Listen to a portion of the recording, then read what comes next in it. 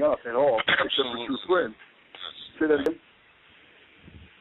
I'm sorry. Absolutely correct, and you're doing a wonderful job of explaining your story here, and you're really hitting.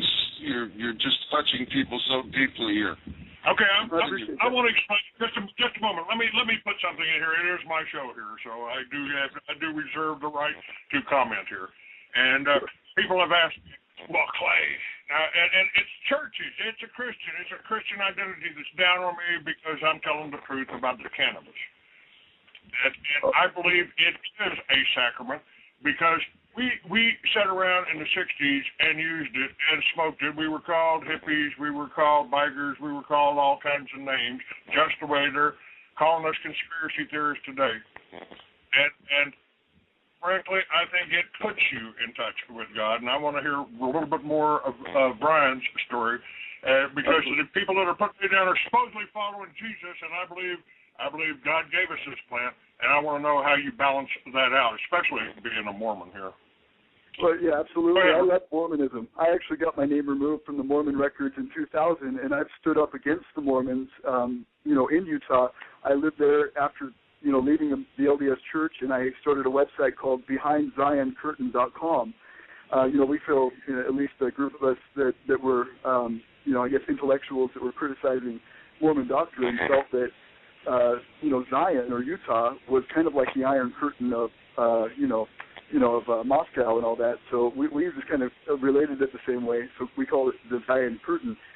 And, for 10 years I fought that issue just because I think they're more of a terror organization than some of these Al-Qaeda people, honestly. And I know I'm going to get criticism for that. The Zionists, I talk about them all of the time. If you say Zionist, they say you're talking about us because we're Jewish and you're anti-Semitic. So this is and they infiltrate all these churches, and they don't want you to have the access to the hemp because A, it keeps you healthy, and B, it keeps you mentally balanced. And you can't exactly. be. And THC. Oh, I'm sorry. Go ahead, Clayton. I don't mean to cut you off. You're just not a subject to propaganda. You're not. It's really hard to hypnotize you. Right. You become conscious. You become more. And this is what healed me. Is because when I smoke cannabis, I think of my problems as being so much smaller when I'm on cannabis because the world around me is so much more amazing. I smoke cannabis. I ingest it. I have a brownie. I somehow tap into that and find myself being so much smaller than I was before I was smoking cannabis, when I was, in the world and in the rat race and consumed with myself. And I started appreciating things more. I started looking at people who I was taught, like, blacks and other minorities. I started looking at racism a different way. I started looking at, people in a more individual manner and not looking at the group mentality thing. And I started appreciating people more, and I started loving people more because of it. And so I started loving myself because I could appreciate things in other people that sometimes felt awkward in myself because it was unpolitically correct or it was foreign to my nature. But I could see this in other cultures where they were very comfortable and beautiful in it. And I could look at, blacks and Mexicans and Polynesians, and I could relate to them, and I could and Mormons, for that matter. Some Mormons are very conscious and are very libertarian-oriented and want cannabis legalized despite not using it. And, I could find more common ground with people and just my environment, just being comfortable in myself to be able to identify, truth from false and not worry so much about, how it affects me, but how it affects all these beautiful things that make me who I am. And who are healing me. And it wasn't just cannabis.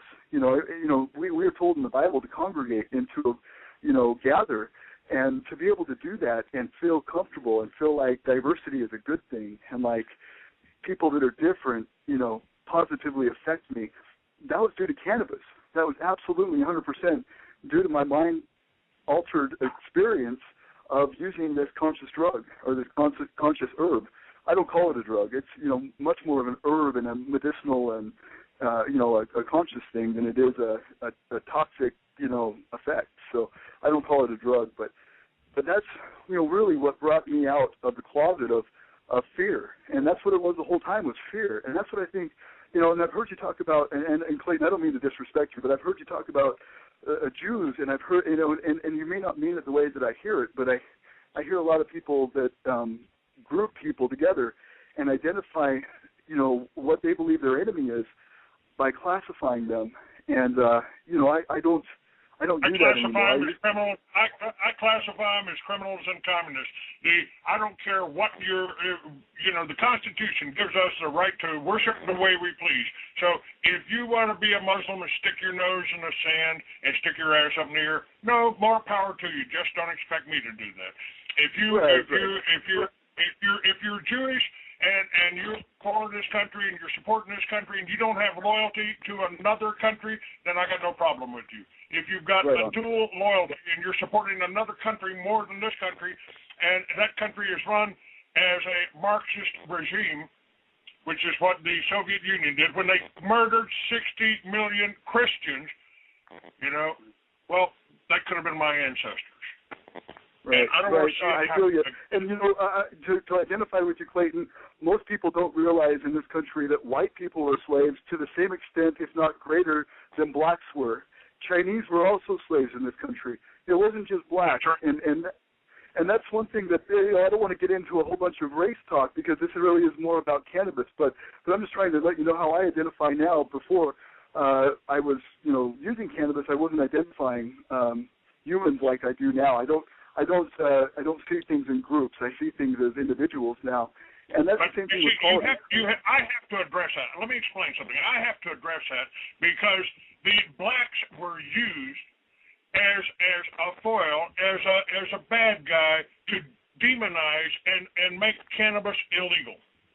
Right. They were used. Jews have been used. They were driven out and driven into a country, and and the Bible talks about. We quote right out of the Bible, beware the Jews that say they're Jews but are not, are of the synagogue of Satan. Now, this comes from Jesus Christ. Right. It's not from Clayton here. Okay, well, I agree with that, Clayton. I understand what you're saying then. All right, now let's get back to this issue of cannabis. We just got medical marijuana passed here in Arizona. I assume that it takes effect immediately when the law is passed, but it'll be implemented. They're trying to put together conferences and all that to have it to set it all up. That's happening now. But I still find it irritating to think that I got to go to a doctor to get a permission slip to put a seed in the ground in my backyard. Well, Clay, let our guest, Reverend Ryan, talk about his medical prescription in Washington and how they've done it and how he thinks maybe it's going to happen in Arizona. Go right ahead. Well, and I agree with Clayton on that too. I don't like having to go and pay $200 to get a script, and I don't like having to renew it every year. And I think that it's more of a more prohibition, really. We haven't really gotten free yet. I think we need to end all that. I hope we end all that, and I want to work towards that.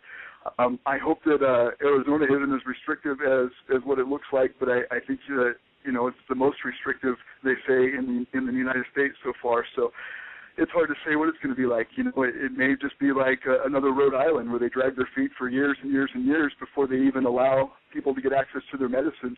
So you guys have a big fight ahead of you. You guys are just starting. It's just barely starting for you guys, and it's a big fight ahead of you. You've got to really, be proactive and even aggressive. I don't mean to. I hate to use that word, but to be aggressive in your, establishing your rights and making sure that you get what you guys need, so you guys have access to medicine and sacrament. So I would like to have input to that, but they're charging $500 to attend a conference about the legalization. I think that's ridiculous, but go ahead, sir. Go ahead, please. Continue with your experience. Well, I was almost to my point about the whole race thing, and it's not about race so much as about division. The way that these politicians keep us, unfocused and chasing our tails is they divide us. And, affirmative action, prison systems, gangs in prison, things like that are all race-based, and they're all also government-based. And they're government-based because they want to divide us, so we're not focused on the prize, which is freedom and liberty. They want to focus on gay rights, and they want to focus on Wall